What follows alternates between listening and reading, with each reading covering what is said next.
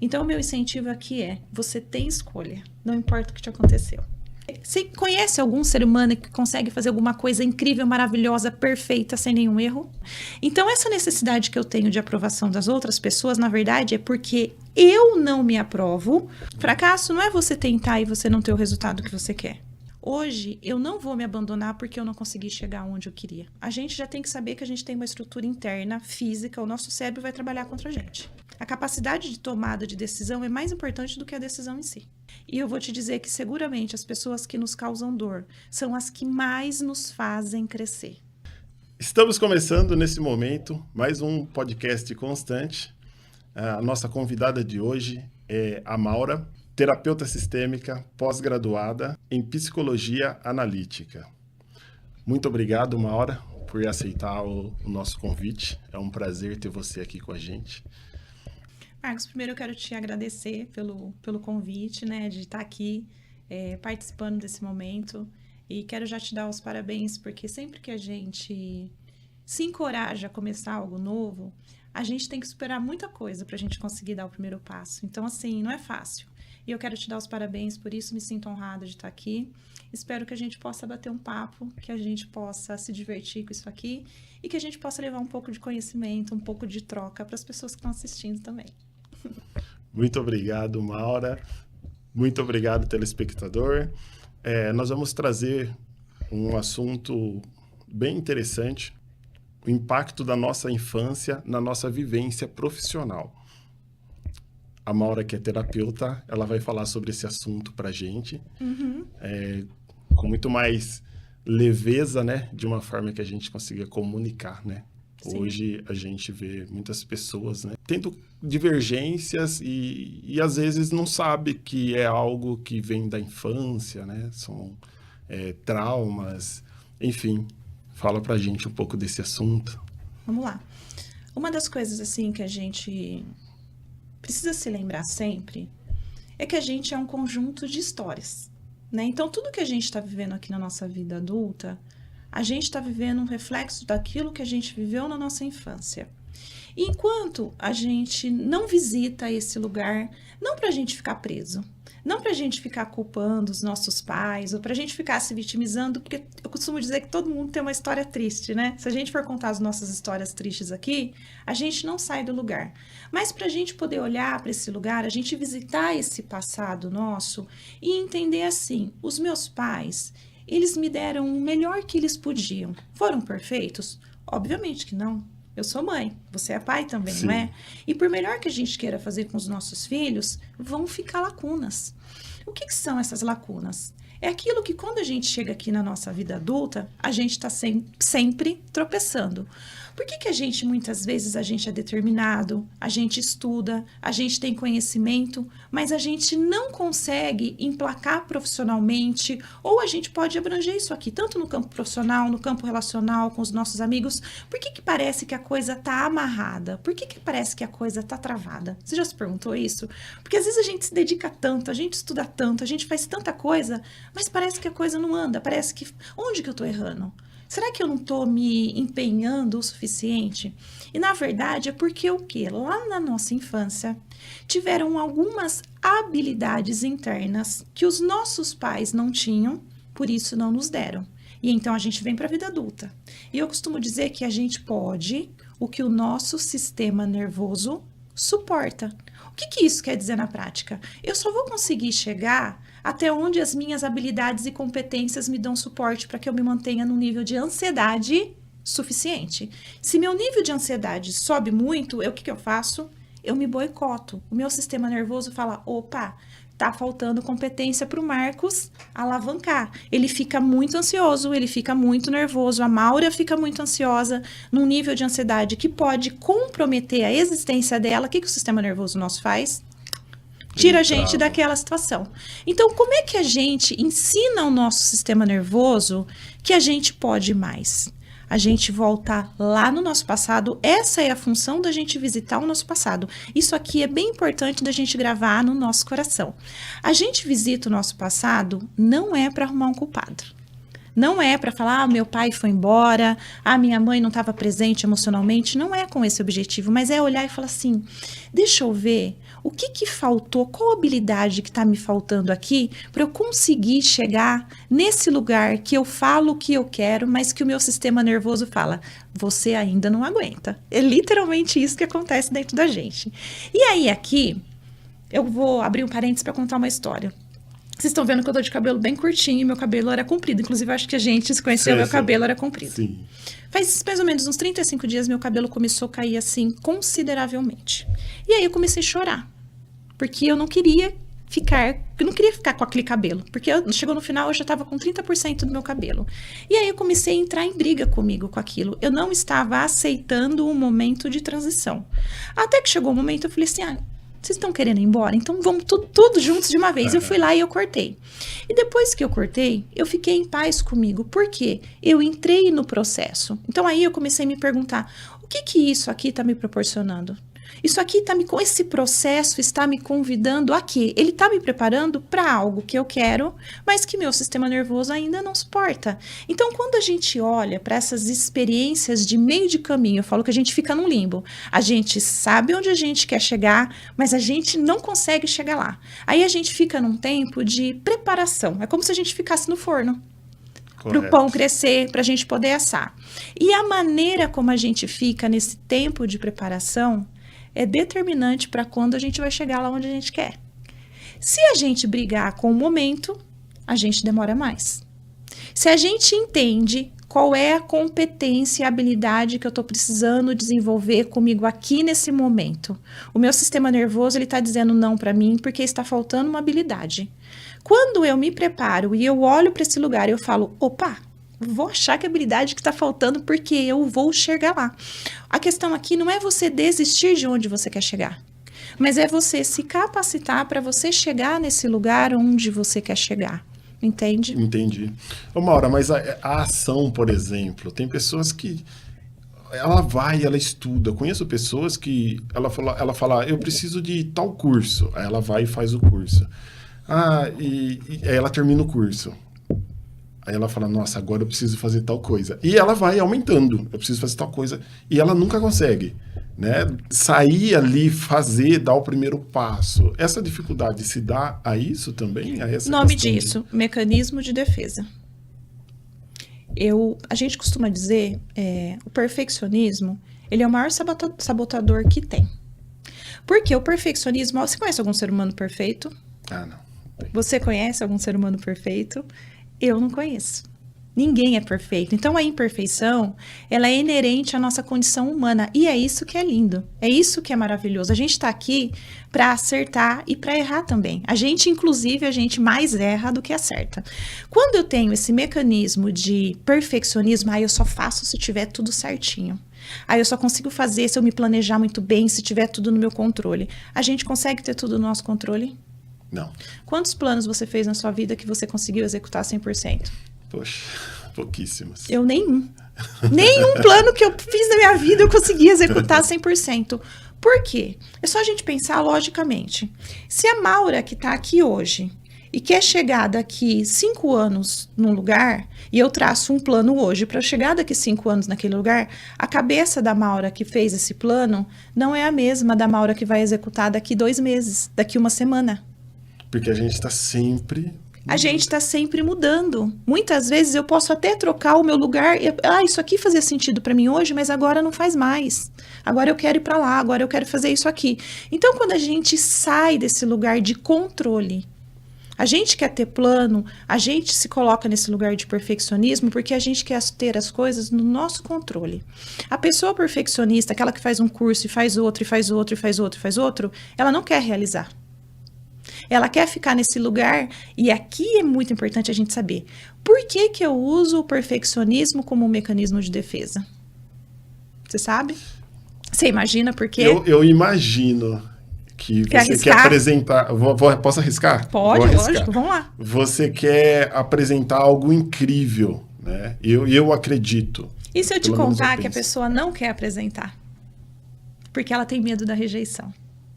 Então, ela cria um parâmetro. Você conhece algum ser humano que consegue fazer alguma coisa incrível, maravilhosa, perfeita, sem nenhum erro? Não conheço. Não existe. Principalmente desde o princípio, né? A pessoa começar, né? Porque tem muito dessa questão, né? A pessoa, ela fala assim, como que eu vou aparecer, por exemplo, nas redes sociais, vão me julgar, e não vai estar legal. Então, às vezes, ela precisa gravar um vídeo, ela grava 10 vezes, 15 vezes, 20 vezes. Sim. E, tipo... E nunca tenha coragem. Você pode testar, você pode treinar. Eu passei um bom tempo treinando antes de colocar os meus vídeos na internet. Por quê? Eu sou uma pessoa que eu tenho o hábito de estudar muito e aí eu me perdia. Então, eu passei durante um bom tempo estudando. Então, eu gravava, mandava para os meus melhores amigos, para os mais críticos e os mais sinceros, para ver qual era a devolutiva deles.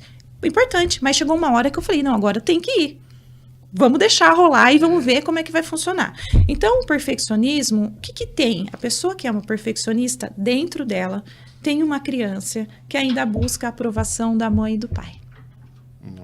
Dentro dela, tem uma criança que ainda espera ansiosamente para o papai e para a mamãe. Muito bem, você é maravilhosa, você é maravilhoso. Isso vai acontecer? Não vai. Porque quem tem que dar essa autovalidação pra gente é a gente mesmo. Como é que essa pessoa que vive fazendo curso, que nunca tem coragem de começar, o que ela precisa fazer com ela? Ela precisa trazer para si, entrar em contato com essa dor. Eu não tive a aprovação que eu acredito que precisava do papai e da mamãe. Mas hoje quem vai se dar essa aprovação sou eu. Não importa aquilo que o outro vai dizer. Eu tô dando o meu melhor. Hoje eu vou fazer aquilo que eu posso com aquilo que eu tenho. E isso é o suficiente para mim, porque a aprovação, ela tem que vir de quem? De você para você, de mim para você. Como é que é isso? A aprovação só vale de um lugar, de mim para mim mesmo. Sou só eu que me aprovo ou me condeno. Então, essa necessidade que eu tenho de aprovação das outras pessoas, na verdade, é porque eu não me aprovo, porque eu senti que os meus pais não me aprovaram. Como a nossa vivência ela é modulada pelas experiências que a gente tem com os nossos pais, e lembrando aqui, a criança ela vai interpretar o comportamento dos pais, não necessariamente foi o real. Tem a interpretação da criança, tem a percepção dela. Se ela introjetou ali dentro do coração dela, se ela internalizou uma não aprovação dos pais, nada do que eu fazia estava bom para eles, ela vai trazer isso para dentro dela. Então, ela vai se tornar uma pessoa extremamente crítica com ela mesma. Então, nada do que ela fizer vai estar bom para ela. E aí ela vai projetar essa autocrítica que está dentro dela, sem ser resolvida, ela vai projetar nas outras pessoas. E aí ela vai ter medo de executar, porque aquela autocrítica que ela faz com ela, mas ela não se dá conta que é ela que faz com ela vai ter medo que as pessoas façam. Entendeu? Tudo aquilo que a gente teme que a outra pessoa faça com a gente, aquilo que dá raiva, que dá angústia, é a nossa relação da gente com a gente mesma. A gente precisa se olhar e falar assim, aonde eu estou fazendo isso comigo? Aonde eu estou sendo extremamente autocrítico comigo? Como é que você lida com seus fracassos? Como é que você se trata com seus fracassos? Como é que você se trata quando você não tem o resultado que você gostaria de ter? Como é que você se trata quando você percebe que você está cometendo os mesmos erros? Me conta. Eu sou impaciente nessa questão de... Não tenho problema com testar algo novo. Questão de fracasso também, por exemplo. Para mim, não tem problema. Mas eu já tive vários problemas. Falar, caramba, vão dizer que eu fracassei. Mas sempre pensando na questão do outro. Pô, fracassei. Mas chega um momento na vida da gente que... hoje, eu não me importo em começar um projeto novo, em ver o que vai acontecer. Na verdade, tudo que eu faço hoje, né, embora a gente não tenha informação de tudo, é teste, mas eu sempre procuro fazer o meu melhor nas condições que eu tenho, né? Sempre procuro olhar para dentro o que eu consigo fazer com o que eu tenho já. Para também não ficar procrastinando em quando eu tiver tal coisa, aí eu vou fazer. Quando eu conseguir, quando eu aprender... Não, então eu sempre procuro ver uma forma orgânica de começar aquilo que eu já prospectei. Né? E eu acho que isso é o diferencial que faz com que eu tome ação. A gente precisa ressignificar o que é fracasso. Fracasso é não tentar. Poxa, Fracasso não é você tentar e você não ter o resultado que você quer. Fracasso não é você tentar e você não chegar onde você gostaria. Fracasso é você não tentar. Fracasso é você ficar idealizando algo na sua cabeça e você nunca se permitir ir lá e errar. Qual que é o problema de você chegar lá e errar? O problema da gente é a gente carregar se na mala. E se eu tivesse feito? E se eu tivesse tentado? Isso é o que realmente dói na gente. Mas se a gente vai lá, a gente faz, a gente tenta... não foi desse jeito. Vamos tentar por outro caminho? O segredo é a gente tentando por outro caminho. E aqui tem uma sabedoria da vida, da nossa psique, do universo. Chama do que você quiser. Cada vez que a gente tenta e a gente faz diferente... Lembra que eu falei que a gente lá na nossa infância faltam competências pra gente e que na nossa vida adulta a gente tem que desenvolver essas competências? Cada vez que a gente faz e a gente acredita que não deu certo, a gente desenvolveu um pouco mais o quê? Aquelas competências que faltaram lá do nosso passado. Poxa, interessante. Então, esses quases, que a gente quase chega lá e a gente fala, ai, quase consegui, quase deu certo, não foi um quase. O seu sistema nervoso, ele te calibrou e ele te permitiu ir até onde você suportou desenvolvendo aquela competência que faltava. A próxima vez que você for fazer isso, imagina que é uma escada. Você conseguiu subir 2 degraus, então você já tem perna para subir 2, você não tinha para subir nenhum. Na próxima tentativa, você vai subir 4. Opa, mas foi quase, ainda não cheguei. São 10, 5, 6, até que vai chegar uma hora que você vai conseguir concluir a escada toda. Porque aquela cognição, agora que a gente pensa em cognição mental, a competência é uma cognição mental que está me faltando para executar aquilo que eu quero. Então, aquela cognição mental aqui, neuronal, que eu precisava, ela está construída. Você entende que existe uma sabedoria na tentativa e no fracasso. E quando a gente ressignifica esse fracasso, a gente vai ter muito mais coragem de iniciar novos projetos.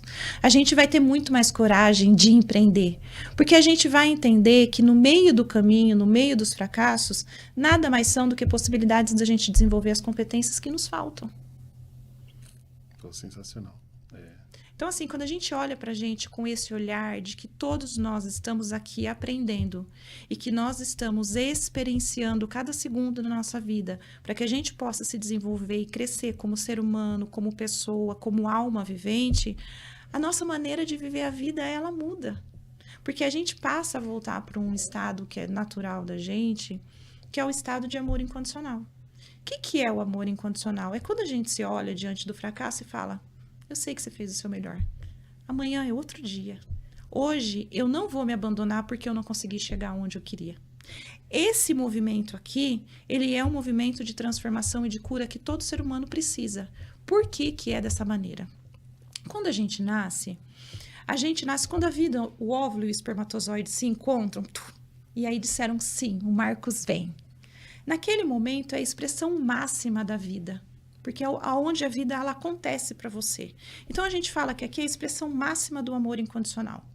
Então, todo ser humano, ele nasce numa condição de amor incondicional, que é o grande sim da vida. Só que a gente nasce num corpo que morre. E esse corpo que morre, ele vai precisar ser cuidado por um ambiente onde ele está inserido. A família onde você nasceu, certo? Essa família, ela tem regras, ela tem conduta. O que vai acontecer com a gente? A gente vai se desconectando de quem nós somos na nossa essência, da nossa identidade. Que é a identidade nossa é o quê? Eu posso ser quem eu sou. Então, no nosso seio familiar, por uma questão de sobrevivência, a gente tem que ser aquilo que o meio é. E aí a gente se desconecta de quem a gente é. E aí a gente vai para a vida adulta. Qual que é o nosso papel? A gente voltar para essa condição de amor incondicional, que é onde a gente tem o direito de existir, de pertencer, sendo quem a gente é. A gente não precisa merecer a vida. A gente não precisa merecer o amor. Porque a condição nossa de existência, o grande sim da vida, ele já aconteceu. Então, a vida, ela já disse sim para você aqui. Só que o meio onde a gente é inserido diz sim para você se você for aquilo que eles esperam. Então, e isso para todo mundo. Todo mundo é assim. Quando a gente vai para a nossa vida adulta, o que a gente tem que fazer? A gente tem que resgatar esse lugar nosso de pertencimento. Qual que é a maior ferida do ser humano? Não se sentir pertencente, não se sentir no direito de ser quem ele é. Quantas vezes você já parou e você já olhou e você falou assim, nossa, será que aqui eu posso ser quem eu sou? Quantas vezes a gente estava inserido num lugar que a gente não se sentiu muito confortável em ser quem a gente é? Quantas vezes na vida a gente sente que a gente não tem um lugar? Quantas pessoas que eu atendo no consultório que falam para mim, Maura, eu sinto que eu não tenho um lugar. Eu sinto que eu não pertenço a nenhum lugar. O que ela tem aqui? Tem um problema de identidade. Se você não se sente pertencente, você tem um problema na sua identidade. Você teve que se moldar tanto para ser aceito, para ser amado, para ser cuidado. Que você perdeu a sua identidade. E aí, quando você se perde, você não consegue achar um lugar para você. Entendeu? Caramba. Como é que eu acho um lugar para mim na vida? Voltando a ser quem eu sou. Como é que eu faço isso? Aqui é a coisa mais linda da vida que eu acho, é isso aqui. Se amando incondicionalmente. Quando a gente transforma o nosso ambiente interno num ambiente seguro, através do amor incondicional, que é o quê? A gente vai se transformar no papai e na mamãe que nós gostaríamos de ter tido na nossa infância. Então, aquele pai e aquela mãe que a gente gostaria que tivesse acolhido a gente, que tivesse olhado pra gente e falado assim, pode errar, tá tudo bem, eu amo você. A gente vai se transformar nesse pai e nessa mãe pra gente. Aí, o que vai acontecer com o nosso sistema aqui nervoso? Ao invés de ficar ativado o nosso sistema reptiliano, que é o nosso sistema de sobrevivência, é o nosso neocórtex que vai ficar ativado. É aqui que a gente consegue melhorar o nível de suporte do nosso sistema nervoso. Antes, o meu sistema límbico olhava para o Marcos percebia o sistema e ele tinha uma reação. Ele ficava ansioso, ele ficava nervoso, ele se sentia revoltado, ele se sentia rejeitado. Internamente, ele estava sendo um bom pai, uma boa mãe para ele? Não, porque ele não estava conseguindo produzir um ambiente seguro. Então, quando a gente é submetido a um ambiente parecido com o ambiente da nossa infância, que a gente experiencia as mesmas dores, mas a resposta interna que a gente dá pra gente é uma resposta de acolhimento, é uma resposta de transformar o nosso ambiente interno num ambiente seguro, o nosso sistema nervoso destrava. Exatamente. Porque a gente se coloca numa condição de amor incondicional. Eu tô me dando aquilo que eu preciso, independentemente do resultado que eu estou dando aqui fora. E aí aqui a gente precisa entender uma coisa. Como é que eu pratico o amor incondicional? Para ser amor incondicional, tem que ser amor em condições que sejam desafiadoras. Porque é fácil a gente se amar quando está tudo bem, quando a gente está dando resultado, quando a gente está exatamente da maneira como a gente quer, quando a gente está no peso que a gente quer, quando a gente está do jeito que a gente quer. O amor incondicional, ele é a gente se dar o suporte que a gente precisa quando a gente não está em boas condições. Tá, e como que isso seria? Como que isso se dá? Vamos imaginar que a pessoa, ela tá passando uma fase ruim pra caramba da vida dela, tudo dá errado. Como que ela trabalha essa questão?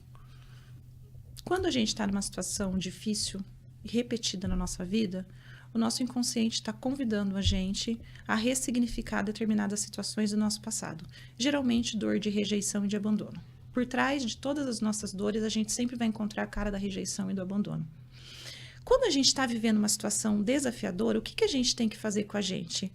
Se transformar em acolhimento para si mesmo. Eu sei que esse momento é um momento desafiador. Eu sei que nesse momento a gente não está encontrando solução, porém a gente está junto. A gente tem que lembrar na gente criança nesse momento. Imaginar a gente criança dando a mão para ela e falar, eu estou com você. Eu vou cuidar de você. Não é porque as circunstâncias estão difíceis aqui que eu não vou olhar para você. O que a gente faz com uma criança quando ela erra? A gente vai punir ela ou a gente vai acolher e vai ensinar como é que ela pode melhorar? Acolher e ensinar. Como é que a gente tem que fazer com a gente, então, quando a gente está com a situação toda lascada? Exatamente. Porque o nosso sistema nervoso, ele está travado. A gente está no modo sobrevivência. É por isso que a gente está, muitas vezes, sem dinheiro, a gente está doente, a gente está numa situação que é muito desafiadora. Porque a gente está no modo de sobrevivência. Entende? E como é que a gente se tira do modo sobrevivência, que é o cérebro instintivo ativado? Como é que o límbico escolhe se ele vai ativar aqui ou aqui? Através da nossa capacidade de se autoacolher. Entendi. É através da nossa capacidade de transformar o nosso mundo interno num ambiente seguro. E aí, quando a gente leva isso aqui para a área dos empreendedores, para a área das empresas, como é que uma empresa consegue ter os melhores funcionários? Transformando um ambiente num ambiente seguro. Seguro, né? Ao invés de ter chefes, líderes rígidos que só cobram, qual que é o papel das empresas inteligentes hoje? Transformar os ambientes em ambientes seguros. Sabe por quê? A pessoa vai dar resultado sem ser cobrada. A gente só dá resultado quando a gente é cobrado porque a gente está com gatilhos que são daqui acionados. Quando a gente está num ambiente seguro, quem vai movimentar e quem vai fazer as estratégias e fazer a gente ganhar dinheiro e fazer ser um bom funcionário é o nosso neocórtex, é outra área cerebral. A gente faz o ambiente e o ambiente faz a gente. E nessa equação aqui, o que é mais fácil de eu mudar, o ambiente ou eu mesmo? Eu mesmo. Então, a gente sempre começa por aquilo que está no alcance dos nossos braços. Porque quando a gente vai olhando um pouco mais os estudos mais recentes, o que eles têm dito? Não é o ambiente em si que prejudica a pessoa, mas é a percepção da pessoa com relação a esse ambiente. É a maneira como eu reajo a esse ambiente. Nós podemos estar inseridos no mesmo ambiente. A minha reação vai ser uma, a sua vai ser outra. É isso que vai determinar se aquilo vai se transformar num ambiente tóxico para mim ou não. Então, quando o meu olhar para o ambiente, quando a minha capacidade de me acolher naquele ambiente muda, aí as coisas começam a mudar de fato, porque aí eu passo a ter condições, inclusive, para mudar de ambiente se eu sentir que aquele ambiente não é condizente mais com quem eu sou hoje. Porque tem pessoas que têm dificuldade de sair daquele ambiente. Vício em dor. O nosso cérebro, ele tem uma regrinha que nos trouxe vivo até aqui, mas que a gente precisa repensar ela todos os dias. É melhor uma dor conhecida do que um prazer desconhecido. Por quê? Menor quantidade de energia gasta. Quando eu tenho qualquer coisa conhecida na minha vida, significa que eu tenho uma cognição neuronal pronta para fazer aquilo. Quando eu vou para qualquer coisa nova, ainda que seja maravilhosa. Você já viu aquelas pessoas que ficam milionárias e se desfazem do dinheiro? Não tem cognição mental para aguentar aquilo. O sistema nervoso não suporta aquilo. Então, ao invés de desenvolver uma cognição mental para conseguir aguentar, o cérebro fala, não, acaba com esse negócio.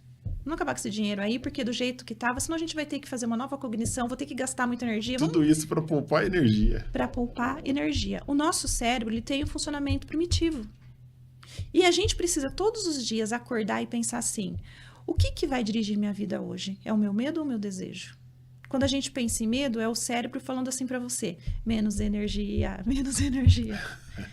Quando a gente se determina a cumprir o nosso desejo, a gente já tem que saber que a gente tem uma estrutura interna, física, o nosso cérebro vai trabalhar contra a gente. Ele vai a todo tempo falar, por aí não. Ele vai colocar o medo onde? Na porta nova ou na porta antiga?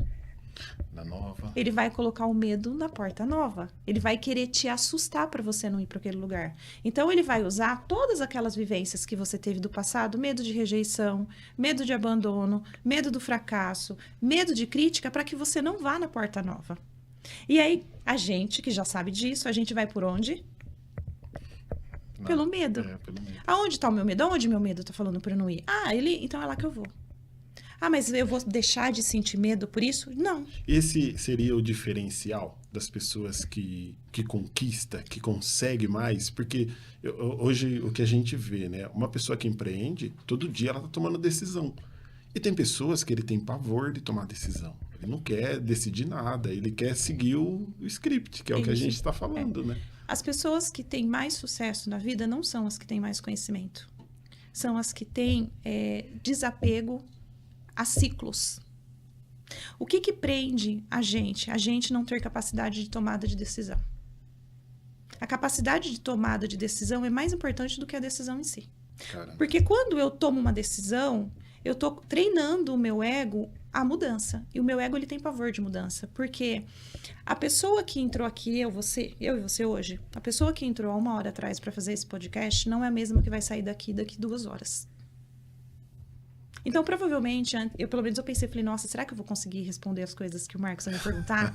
Será que eu vou saber? Será que eu vou... Porque eu nunca fiz um podcast. Legal. Então, a pessoa que está saindo daqui não é a mesma que entrou. Mas o ego, ele experiencia isso como morte. Então, o meu ego de 1 hora atrás não é mais o mesmo de agora. Já mudou, caramba. Então, quando a gente... Eu nunca tive dificuldade no sentido de mudar de profissão, de experienciar coisas novas, embora eu tenha uma personalidade um pouco conservadora, eu tenho um outro lado meu que gosta dessa coisa nova, de experienciar o novo. Todo mundo fala pra mim, nossa, Maura, você sempre abraça o novo, e eu abraço mesmo, porque eu sempre enxergo como uma possibilidade de crescimento. Então, quando a gente para de olhar a finalização de ciclos como términos, isso aqui é importante. Finalização de ciclo não é término. É possibilidade de novo. Então, a gente consegue fazer as coisas acontecerem de uma forma muito diferente. Muito mais rápida, muito mais produtiva. Por quê? A gente está olhando para o novo com um outro olhar. Exatamente. Você entende que toda a nossa conversa aqui, ela está girando em torno do quê? A minha percepção da vida. A minha maneira de enxergar para os desafios que a vida traz para mim. A minha maneira de enxergar para o passado e para a história que eu vivi e ressignificar isso. A minha capacidade de olhar para aquilo que faltou e a minha autorresponsabilidade de me dar aquilo que eu sinto que faltou. Você vê que tudo aqui depende de quem? De nós. Só da gente mesmo. Só da gente mesmo. As outras pessoas, elas são só coadjuvantes na nossa história, nos ajudando a enxergar a gente mesmo. São espelhos, literalmente são espelhos. Então, inclusive, quando a gente entende isso, que todas as pessoas que estão na nossa história, elas estão ajudando a gente vai perceber que a nossa capacidade de odiar, ela diminui drasticamente.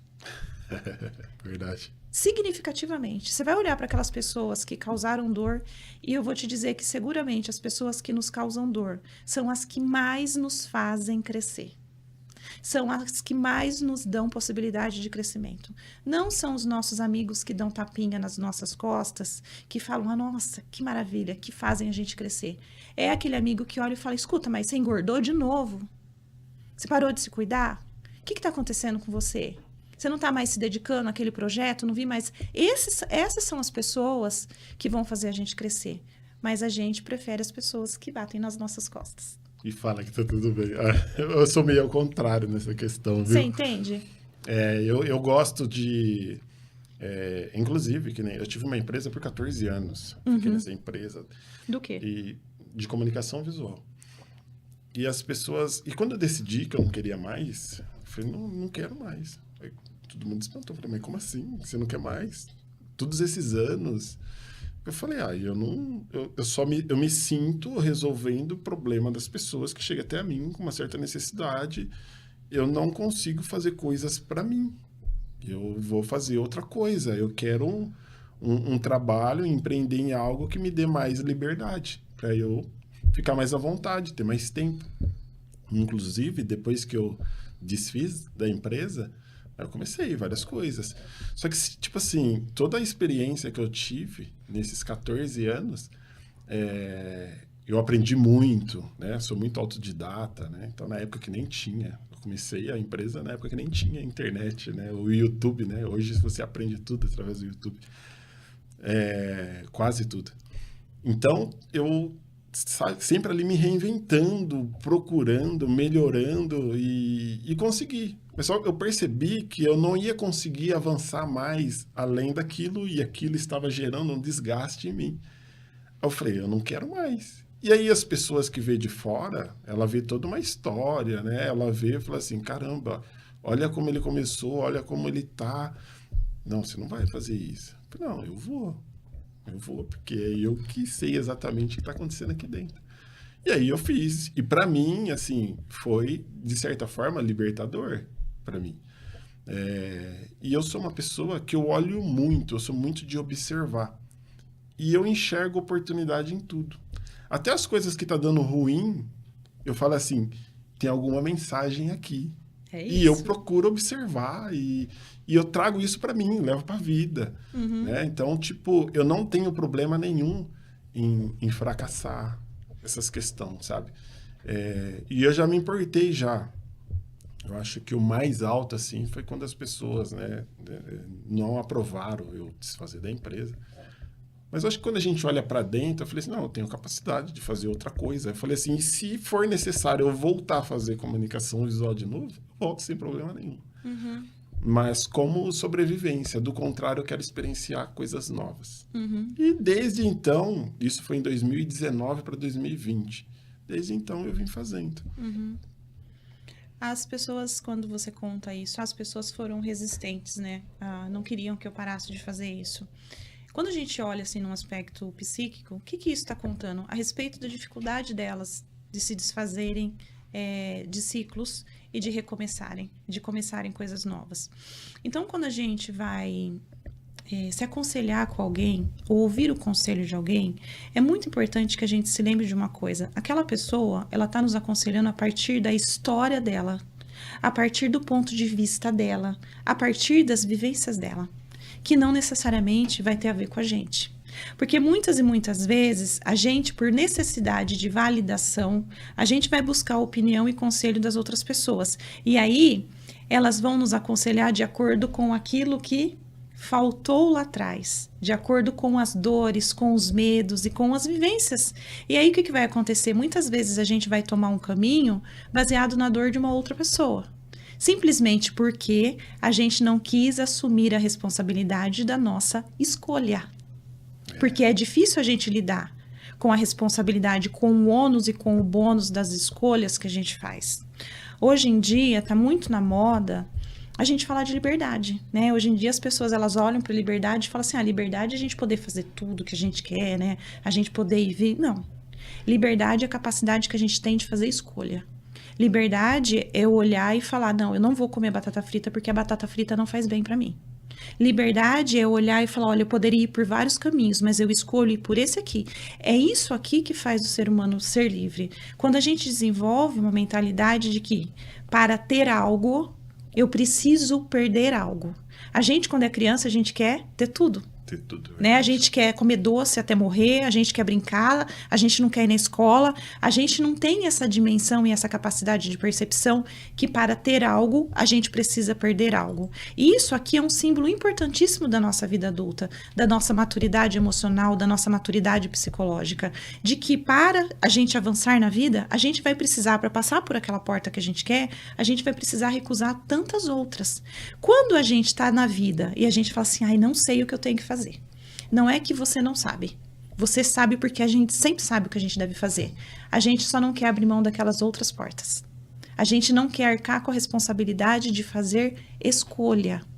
E isso aqui é um ponto importantíssimo para a gente trabalhar na nossa vida e para a gente trabalhar todos os dias. A gente precisa entender que a gente vai precisar atravessar por lugares e fazer escolhas na nossa vida que vão demandar que a gente vai perder coisas também.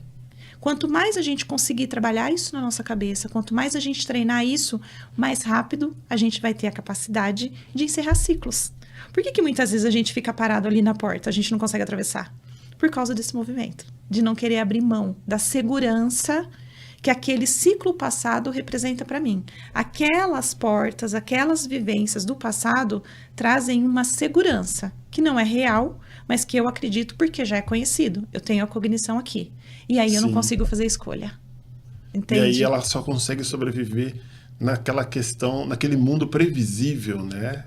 Isso. E aí ela não consegue se arriscar ao novo. E é o que eu falo, por exemplo, né?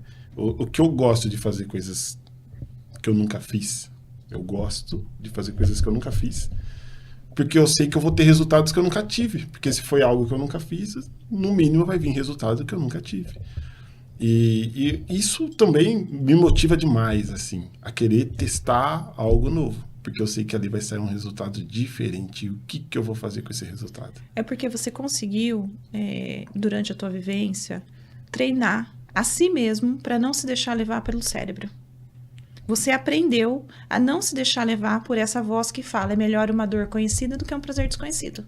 Você encontrou uma forma de ressignificar. O que você ensinou ao seu cérebro? Existe um jeito de dopamina saudável, de você produzir uma dopamina saudável, através desse desafio que eu quero experienciar o novo.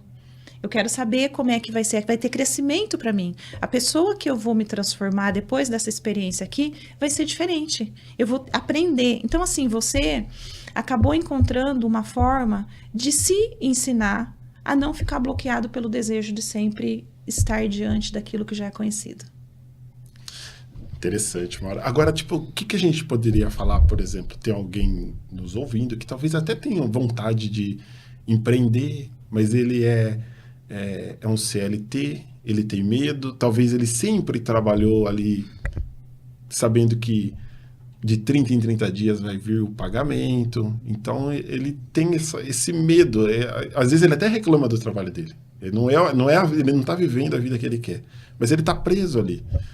Então, é uma cadeia, né, imaginária. E a pessoa, ela não consegue sair daquela...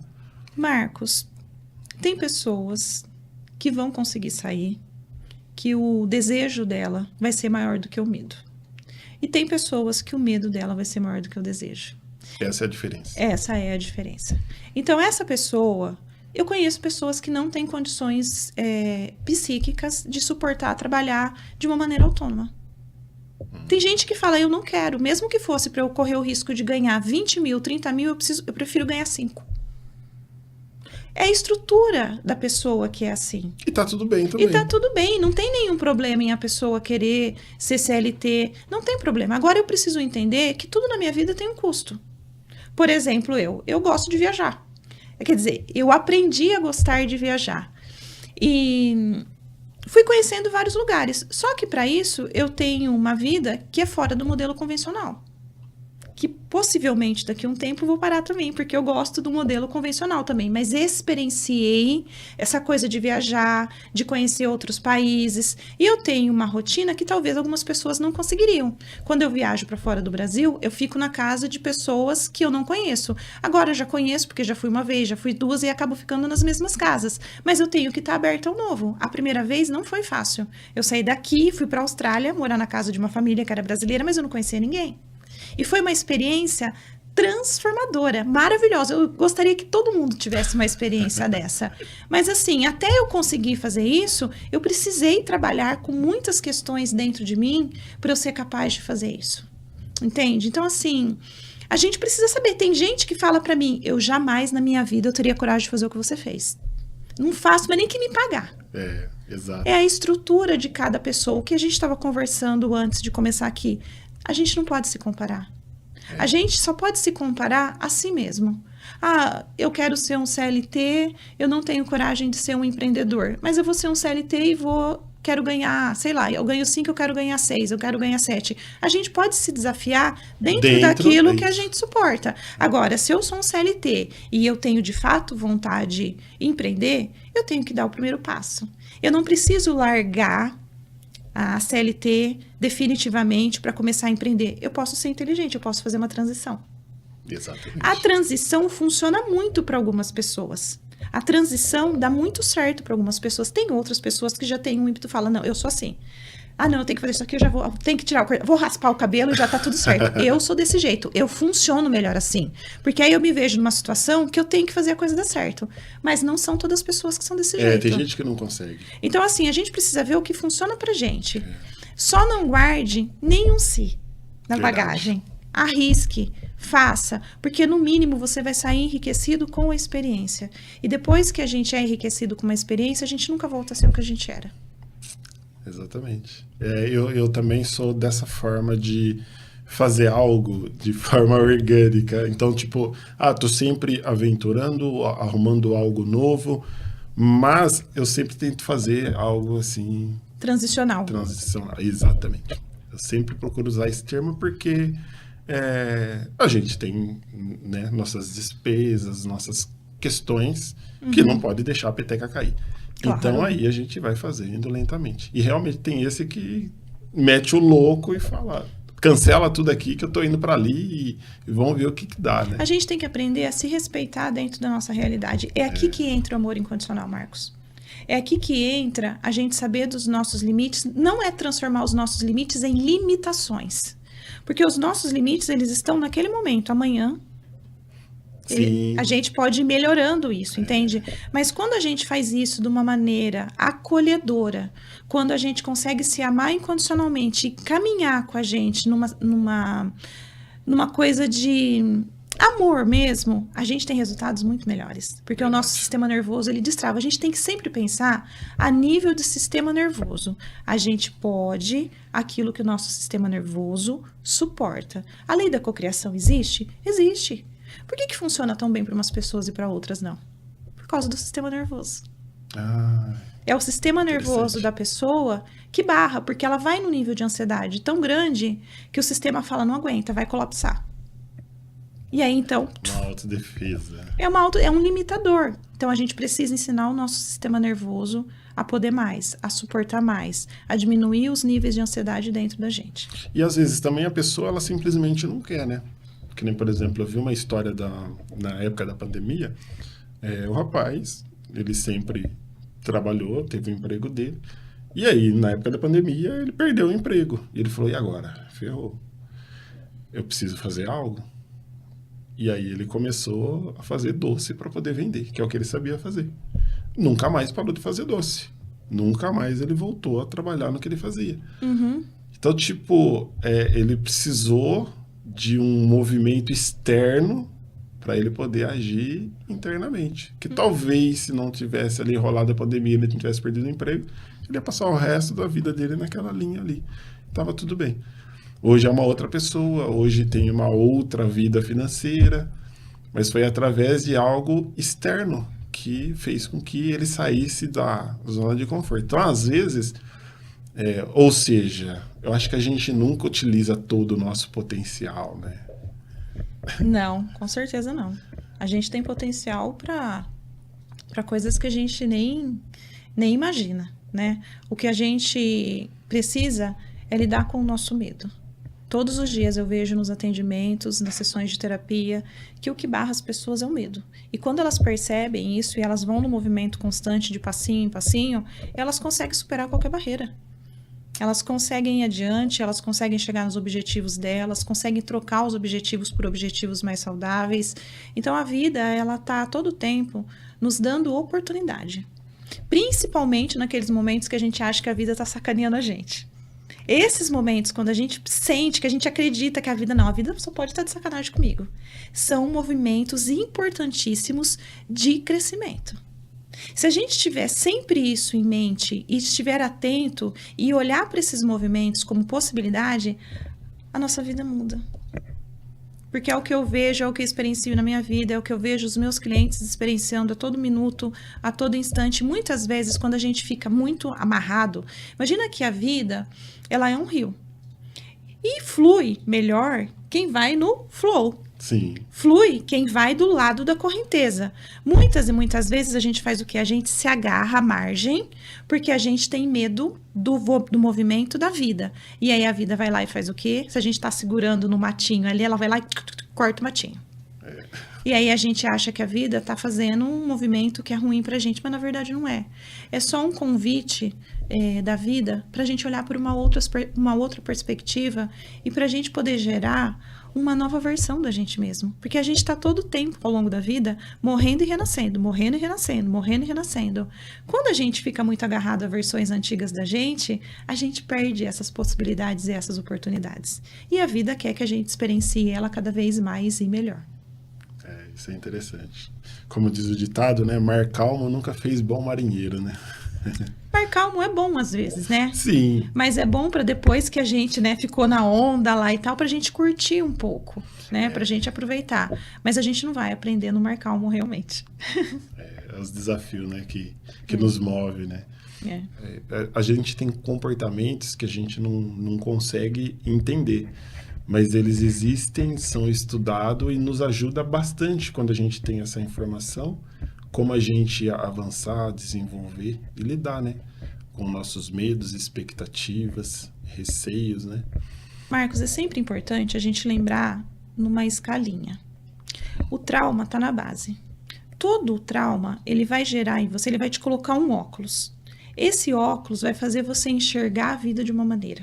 E aí isso vai fazer você se comportar. E esse comportamento vai gerar um resultado. Qual que é o nosso papel aqui na sua escala? Entender qual é o comportamento meu que retroalimenta o trauma. Esse comportamento, ele é um mecanismo de defesa. Quando a gente passa a se auto-observar e a gente percebe, sabe aquelas respostas que a gente costuma dar a situações na nossa vida quando a gente se sente ameaçado? Vou dar aqui um exemplo, uma pessoa que se sente rejeitada. Automaticamente, nas relações dela, ela vai rejeitar inconscientemente. Ela vai ter comportamentos que incentivam a outra pessoa a rejeitar ela e ela não vai perceber. Quando é que ela vai conseguir romper com esse ciclo? Quando ela entender qual é o comportamento, que é um mecanismo de defesa, que faz com que a outra pessoa vá embora. Caramba. Porque senão, o que eu vejo, as pessoas elas começam a trocar de parceiros ou de parceiras, por exemplo, na esperança de que o parceiro não vá deixá-las, que o parceiro não vá deixá-los. Só que o problema aqui não está lá do outro lado. A questão é o comportamento que eu tenho Que faz com que o parceiro não fique. Então, eu preciso entender qual é esse comportamento, qual é o mecanismo de defesa. O que eu estou fazendo que está gerando isso aqui? Quando a gente se concentra nisso aqui, então a gente pode mudar. Dentre as práticas que eu acho extremamente importantes e que eu vejo que dá resultado, que trazem a gente para o momento presente, que tiram a gente desse lugar aqui, porque quando a gente está com isso aqui acionado, é quando o mecanismo de defesa vai trabalhar no nosso lugar, que a gente vai ter aquelas respostas automáticas. Ah, eu vou desaparecer, eu não vou mais falar, eu vou demitir fulano, eu não vou mais trabalhar, eu não gosto desse chefe, porque a gente está vendo muitas vezes uma figura parental no chefe, então eu vou pedir demissão, eu não quero mais trabalhar nesse lugar. Quando a gente aprende a se dar um tempo, então eu tô com isso aqui ativado, imagina que eu tive uma briga com meu chefe, e aí eu já tive esse padrão recorrente em outros trabalhos de ter chefes, por exemplo, abusivos. Provavelmente eu tenho uma figura parental lá na minha infância abusiva também, que eu internalizei dessa maneira. O que eu tenho que fazer antes de tomar aquela decisão que eu sempre tomei em todos os outros trabalhos, que foi pedir demissão? Isso aqui é o meu mecanismo de defesa, é a fuga. O que eu tenho que fazer? Eu tenho que me trazer para o momento presente e eu tenho que me dar um tempo de desligar essa parte instintiva para que o meu neocórtex seja ativado para eu tomar uma decisão e não fazer uma reação. Quando eu estou com isso aqui acionado, eu faço uma reação. E é espontâneo, né? De acordo com aquilo que eu sempre fiz ao longo da minha vida, o meu mecanismo de defesa que vai reagir por mim. Quando eu tô com isso aqui acionado, eu paro e eu faço uma decisão. Calma, por que eu tô repetindo esse padrão aqui? O que está acontecendo comigo? Será que é motivo para eu ir embora? Quem será que eu tô vendo aqui? Por que eu tô tendo esse sentimento? Será que eu conheço esse sentimento de um outro lugar? É a primeira vez que eu tô sentindo isso aqui ou já senti outras vezes? Qual foi a primeira vez que eu me senti nessa condição? A gente vai olhar, a gente vai ver que a resposta está lá na nossa infância. Mas como é que a gente cria esse espaço entre eu não reagir, né, entre eu desligar isso aqui e ligar isso aqui? Tem algumas coisas que dá pra gente fazer. Os 2 pés no chão, isso aqui chama aterramento. Isso aqui traz a gente para o momento presente. Respiração abdominal. Pelo nariz eu coloco o ar lá no meu abdômen, inspiro e expiro lentamente, porque a gente vai ativar o nervo vago. Quando a gente ativa o nervo vago, a gente relaxa. Quando a gente relaxa, isso aqui vai entrar em descanso. A gente vai conseguir voltar com o nosso neocórtex funcionando.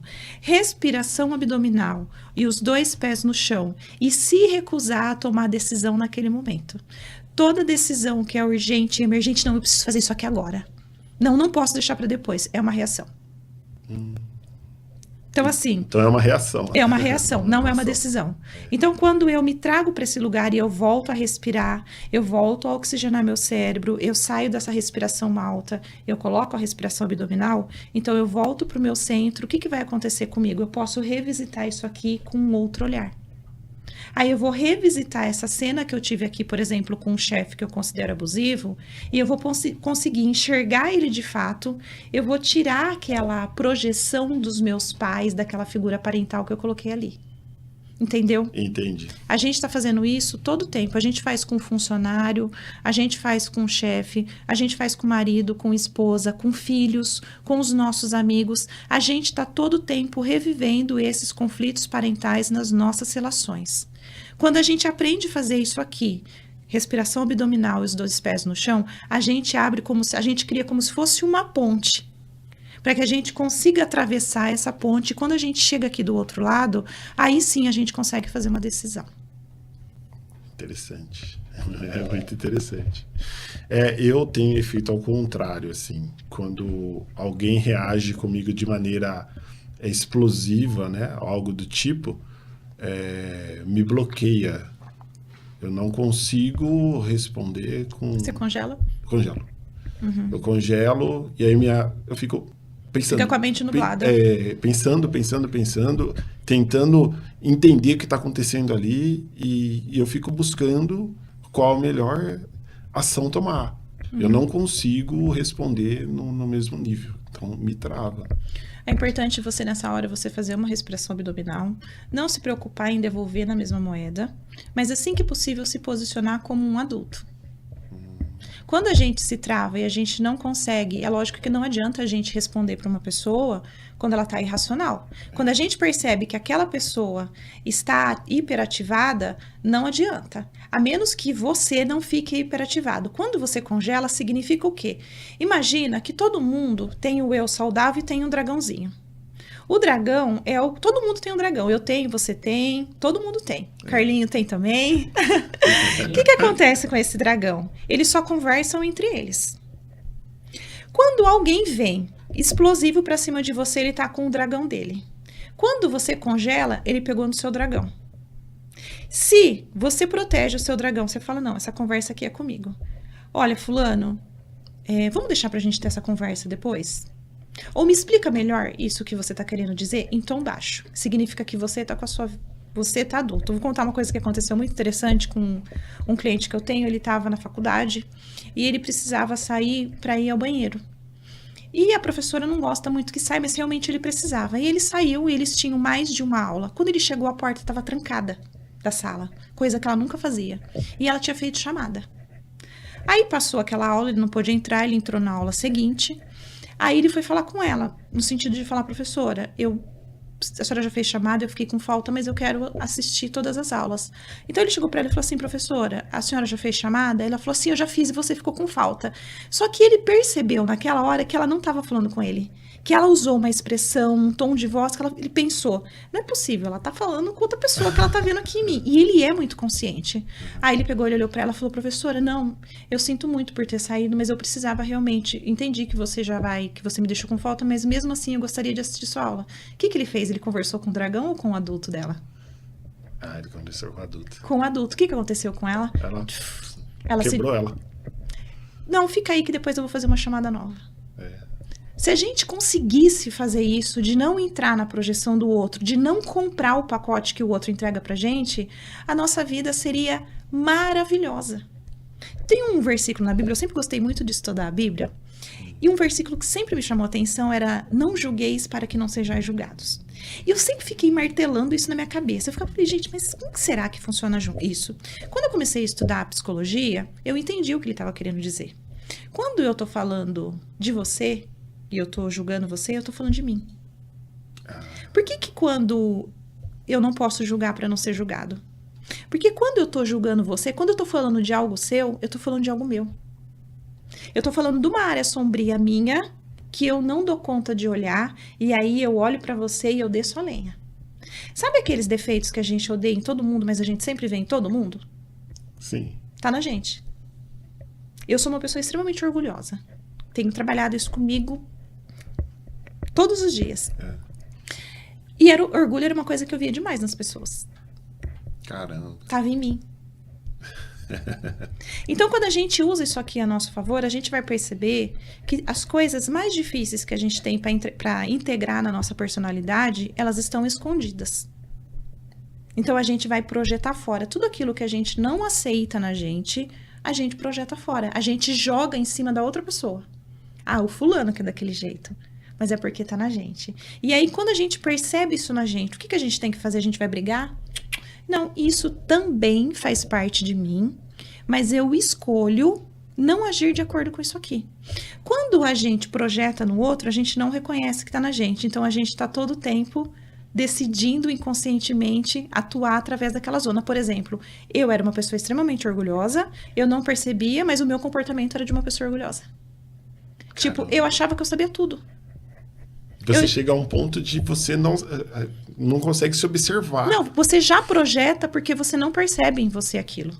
A gente só projeta fora porque o inconsciente ele usa esse mecanismo para você conseguir olhar aquilo que está dentro de você e você não está conseguindo perceber. O que a gente percebe, a gente não precisa projetar. Quando eu parei e eu passei a trabalhar o orgulho em mim, tipo, eu parei de ficar vendo isso em todo lugar. E como você conseguiu, assim? Qual foi a virada de chave que você falou assim, caramba, saquei o que está acontecendo? Autoobservação. Eu comecei a perceber que quando eu conversava com alguém e a pessoa vinha trazer um conhecimento novo para mim, eu, tipo, parece que eu fechava. Eu falei, mas como que ninguém nunca tem nada para te ensinar? Eu comecei assim. Falei, como é que negócio que é esse? Que ninguém nunca tem nada para te acrescentar na vida? Falei, não é possível, tem alguma coisa errada. Aí eu comecei a olhar. E aí eu percebi uma coisa que para mim foi assim um choque. A maior parte das coisas na minha vida que eu deixei de realizar não foi por causa de trauma. Foi por causa de orgulho. De orgulho, caramba. As maiores coisas que eu não tive coragem de fazer na minha vida não foi porque o trauma me barrou.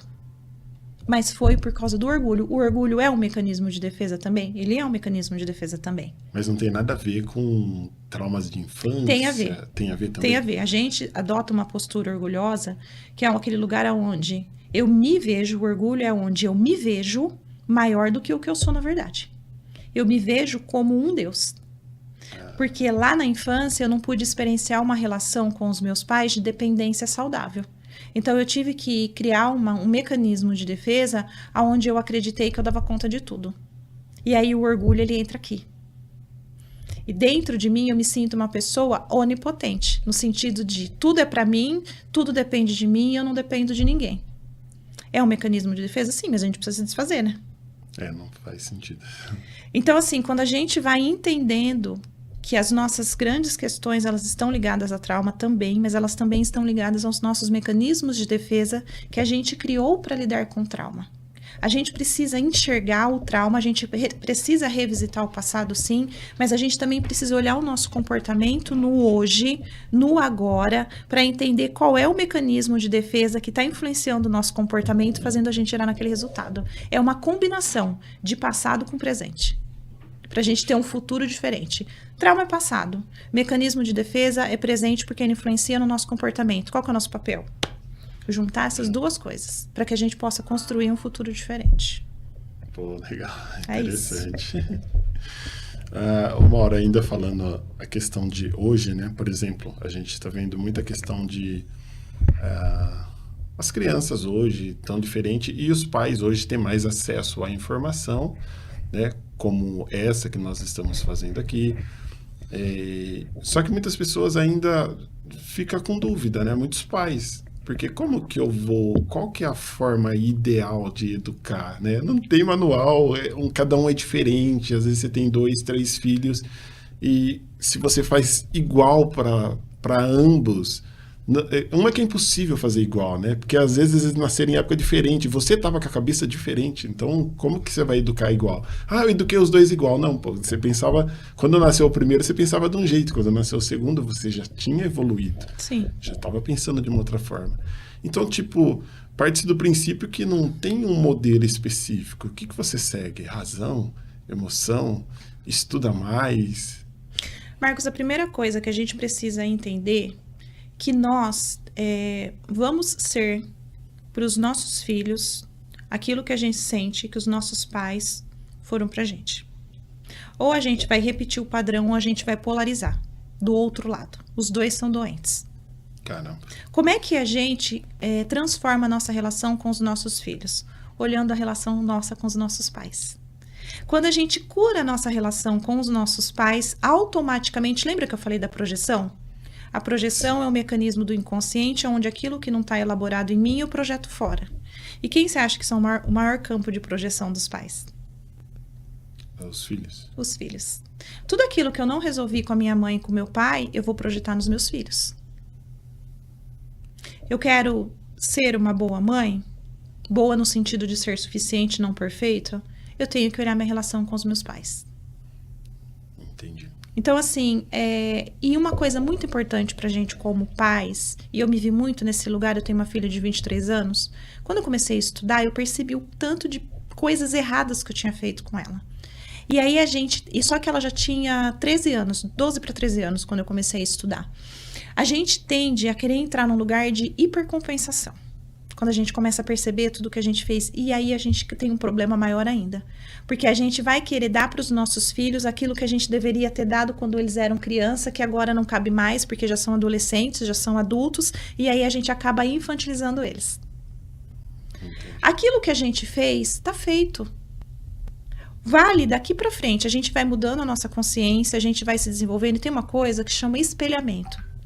Quando a gente cura determinadas coisas da gente, o nosso sistema aqui dentro muda. Os nossos filhos vão ter isso transferido para eles também. Então eu costumo dizer que tem muitas coisas na minha vida que eu não desisto porque eu não quero deixar conta para Manu. Então tem muitos dias que eu levanto e falo, se fosse só eu, mas eu tenho a Manu, prefiro não deixar essa conta para ela.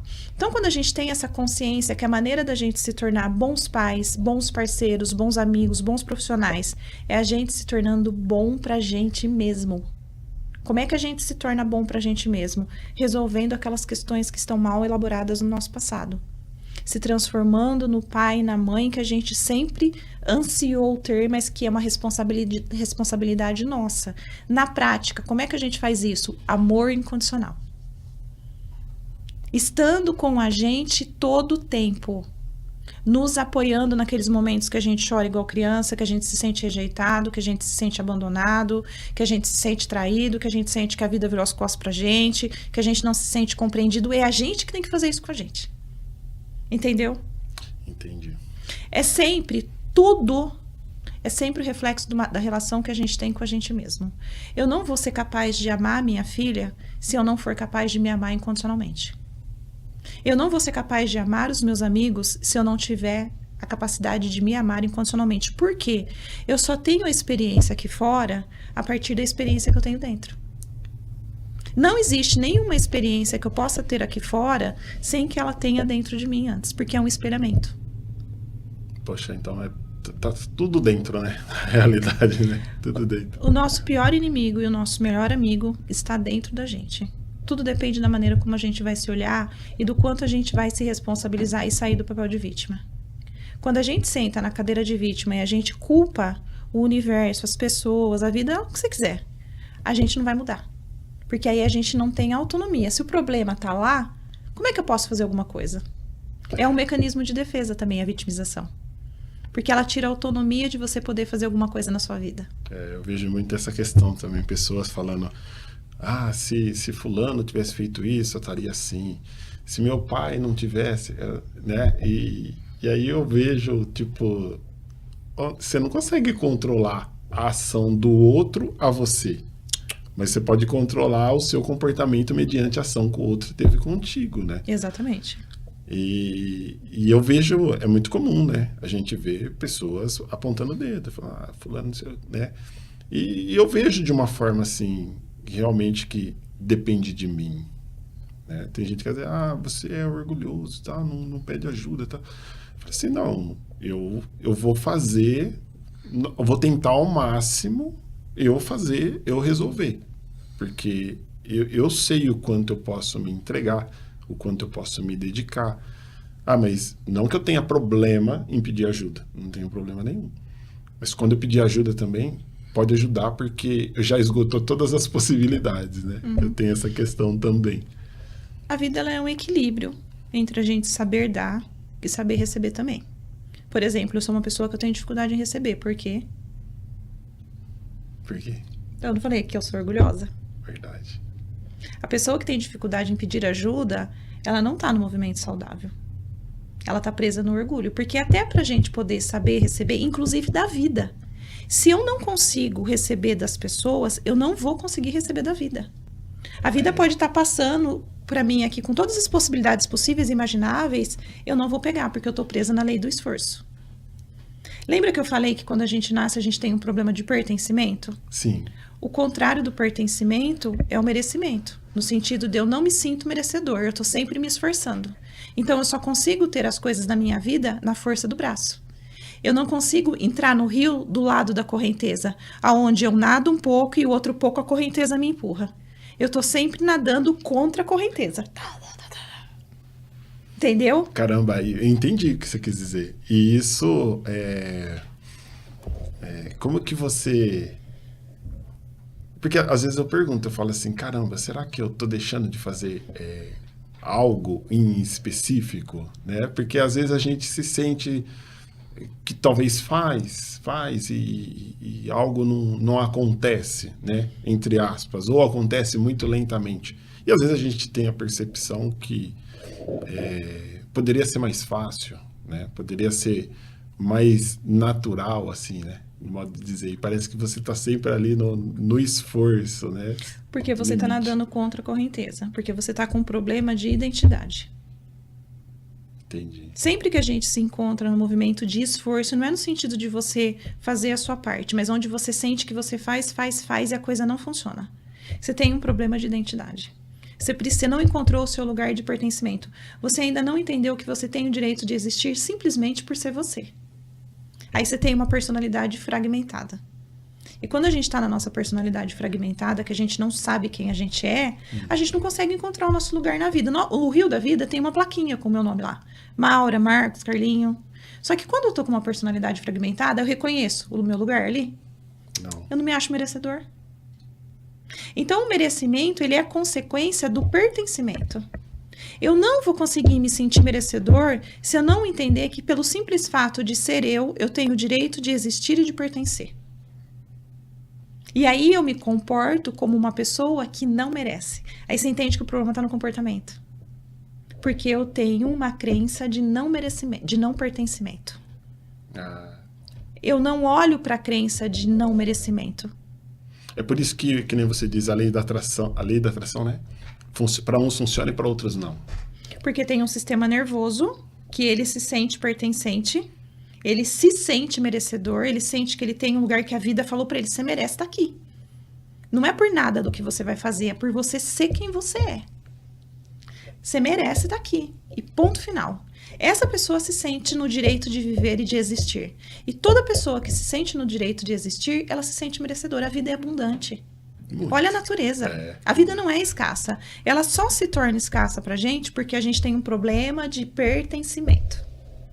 Isso vale para o empresário, isso vale para a dona de casa, isso vale para mim, para você, para todas as nossas relações, para tudo na vida.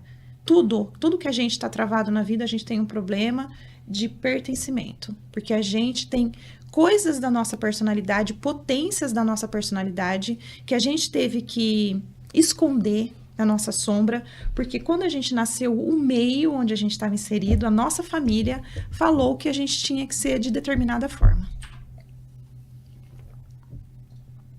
Que são as crenças. As crenças limitantes. Que quando a gente, exatamente? Imagina que a gente tem um miolo e tem vários ganchinhos. As crenças limitantes estão aqui fora. Tem uma crença aqui que é o problema, que é o que sustenta todas as crenças limitantes. Olhar para a crença limitante é só abanar a fumaça. Não resolve nada. Vai resolver momentaneamente, mas você tem uma crença central, que é o problema do quê? Não pertencimento. Caramba. Essa é a crença central. Marcos, quando eu comecei a fazer terapia, eu não sabia disso aqui que eu tô falando pra você. Então, assim, é uma coisa que eu tenho estudado e eu tenho visto experiencialmente. A gente bate no mesmo lugar sempre. Vinha, pau, pertencimento. Vinha, pertencimento. Vinha, pertencimento. E aí, tem uma história da capivara, que é muito legal e eu acho sensacional. A capivara é um dos bichos mais pacíficos que tem no mundo. Ela pode passar dentro da boca de um crocodilo, que é um dos maiores predadores dela, e não faz nada. E aí eu fui estudar um pouco da capivara. Falei, que raio que essa capivara tem? A capivara, ela tem um senso de pertencimento.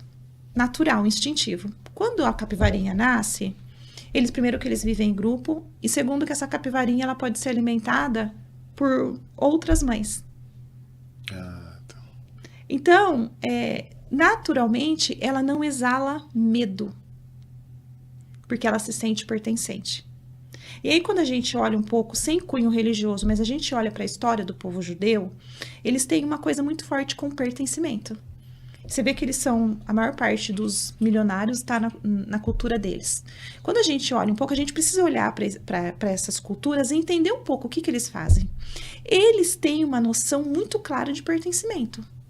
Se você perguntar para um judeu por que Deus criou o mundo, o que Deus desejava do ser humano quando ele criou o mundo, você sabe o que ele vai te responder?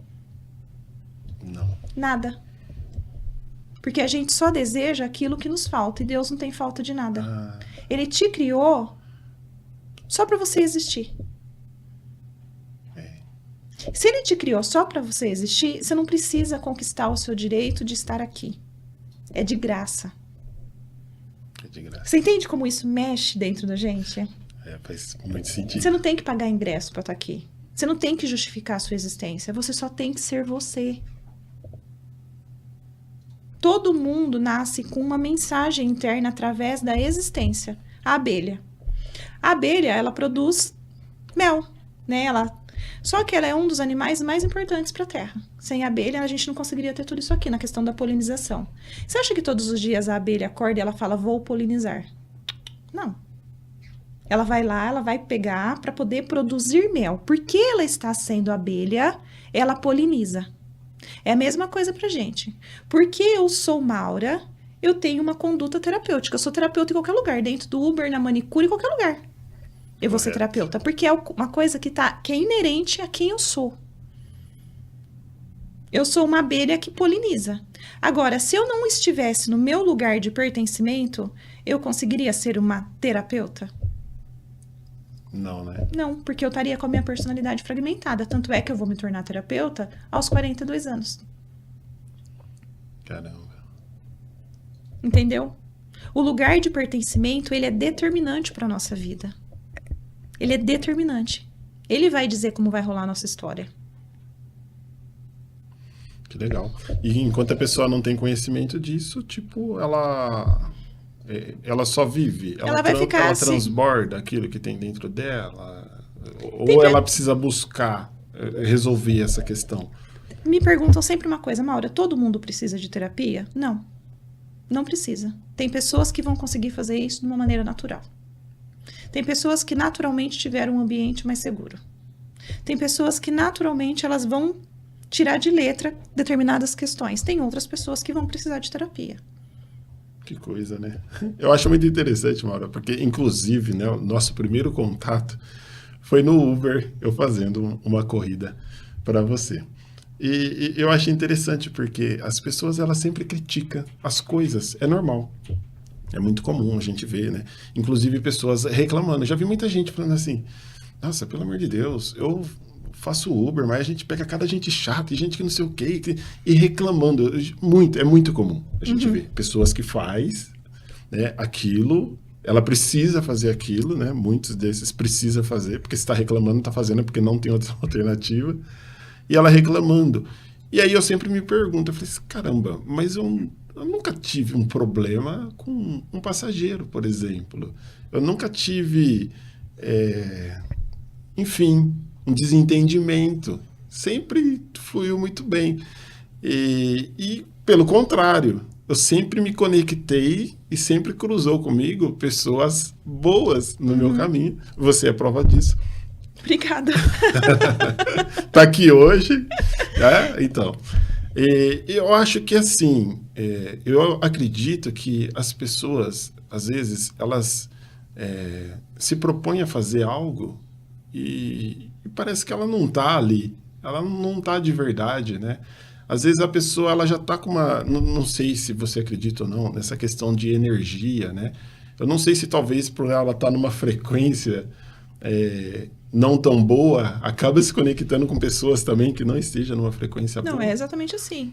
Porque eu nunca tive, assim, esse desentendimento ou desencontro ou decepção. Marcos, a questão, lembra que eu falei que todo mundo tem um dragão? Sim. Eu tenho, você tem, todo mundo tem.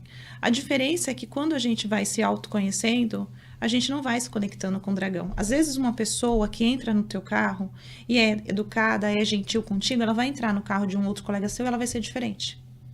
Nós estamos extraindo versões das pessoas a todo instante. Tá.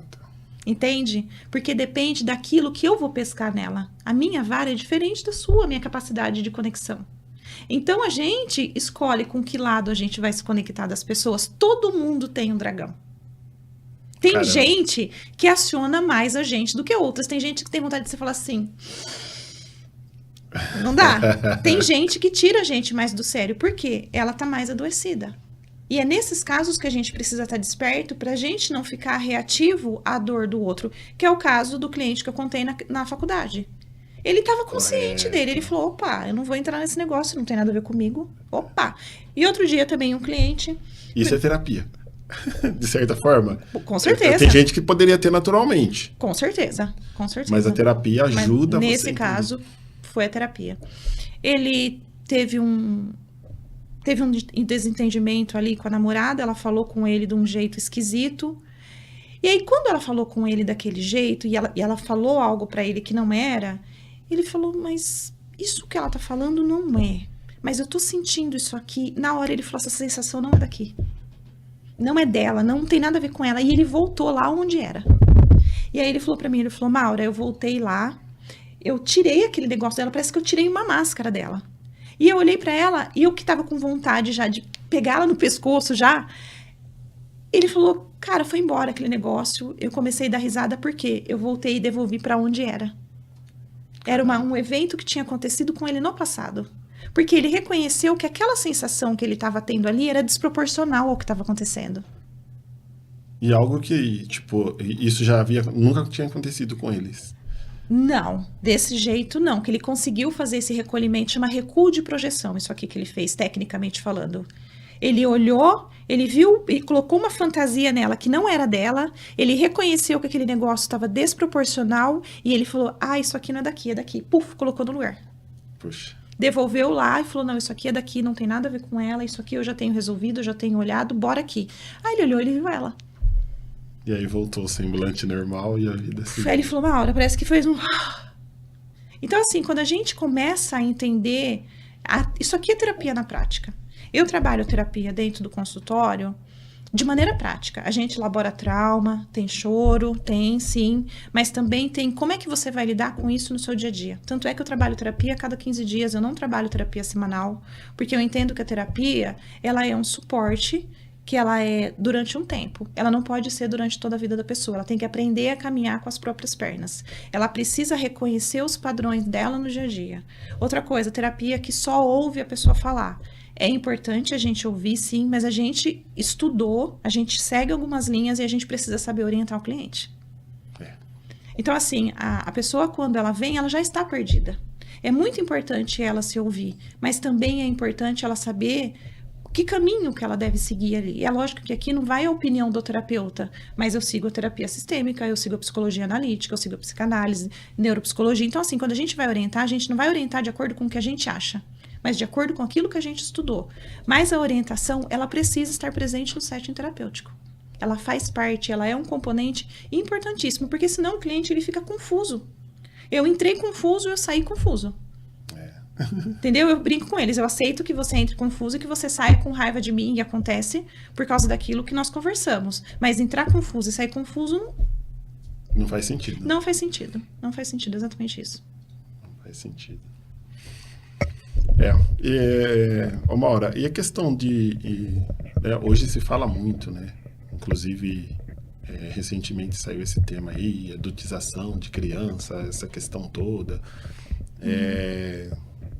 A questão de celular, criança, você acha que realmente os pais têm terceirizado a educação para poder se livrar de uma questão? Fica no celular, se interte com os vídeos. É muito fácil aqui a gente julgar os pais, né? Mas eu sempre vou ter um olhar terapêutico. Eu sou assim, eu falo que eu nunca poderia ser uma juíza, porque eu acho que eu ia absolver todo mundo, porque eu ia olhar, e aí eu acho que eu seria péssima, e quando eu era pequena, minha mãe, inclusive, falava que eu tinha porte para ser juíza. Imagina eu, juíza, que catástrofe ia ser. Os pais, eles querem, quando a gente tem dores que a gente não elaborou com os nossos pais, cada vez que os nossos filhos estão perto da gente, a gente entra em contato com essa dor. Então, o que a gente vai fazer com os nossos filhos? A gente vai querer eles perto ou longe, inconscientemente? Perto. Longe. Se quando os meus filhos estão próximos a mim, eu entro em contato com dores que eu tenho com os meus pais e eu não visitei essas dores e eu não resolvi, inconscientemente, eu vou querer colocar os meus filhos longe de mim. Caramba. Eu vou trabalhar muito, eu vou suprir com presentes, com coisas, com celular, com tudo. Menos com um contato Menos físico. com a presença emocional, com a disponibilidade psíquica, porque eu não quero ter contato com aquela dor. Você entende que é tudo sobre a gente? Faz sentido. Então, se eu quero me tornar pai presente, mãe presente para o meu filho, eu preciso me tornar um pai e uma mãe presente para mim. Eu preciso cuidar das minhas dores que eu tenho aqui internamente para que eu não projete isso nos meus filhos e eu tenha medo de ter contato com eles, porque cada vez que eu tenho contato com eles, eu tenho contato com essa dor. Então, hoje seria muito isso que acontece. As pessoas precisam se tratar mais, se autoconhecer. As pessoas precisam parar de fugir da dor. O melhor jeito que a gente tem de se tornar escravo da dor, Freud disse alguma coisa parecida nesse sentido, é a gente fugir da dor. Aí isso é escravizar. Você ser escravo da dor. Porque imagina, a dor tá aqui, e aí eu tô todo o tempo assim, eu tô olhando pra ela, eu tô vivendo em sofrimento, porque eu não tenho coragem de pegar e falar, vem aqui que nós vamos conversar. Vem aqui, vamos ver por que você tá aqui me cutucando. E isso vale para outras coisas, para depressão, para síndrome do pânico, para ansiedade. É importante ter um acompanhamento, sim, mas a gente precisa entender que tudo isso está conversando com a gente. Está mostrando coisas que estão dentro da gente, que estão reprimidas, que estão recalcadas. E é por isso que muitas vezes, por exemplo, uma pessoa que faz uma depressão, ela tem a agressividade dela voltada contra ela. É uma pessoa que não consegue se posicionar aqui fora, não consegue falar não. Quando faz isso, tem uma culpa tão grande, porque não conseguiu viver isso no ambiente familiar, que a raiva dela se volta contra ela. Ela tem raiva dela mesma.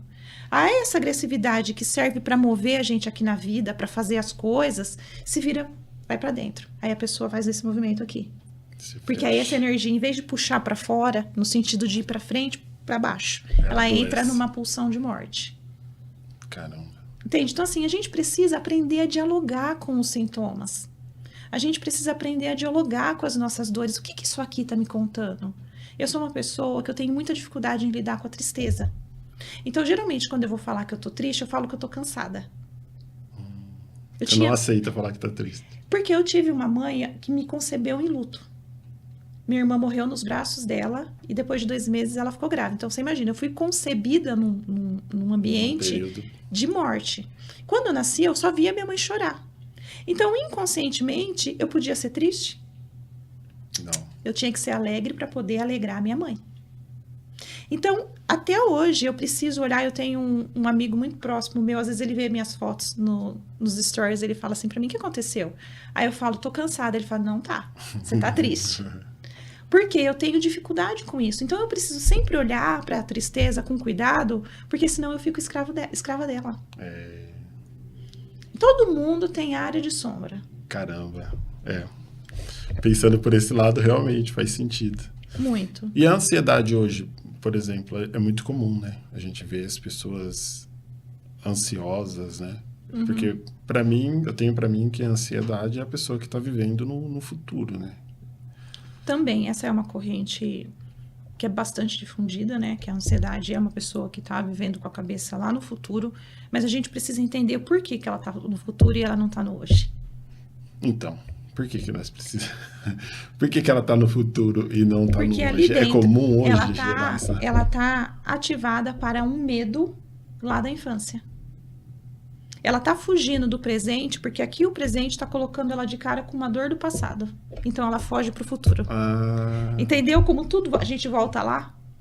É a base. É como você disse, é a base. Tá Então, tudo assim, lá. por que eu fico só pensando no futuro? Eu quero estar no futuro, mas o meu corpo tá aqui. Tem uma dor aqui no hoje, tem uma competência. Lembra que eu falei que a gente pode, o que o nosso sistema nervoso suporta?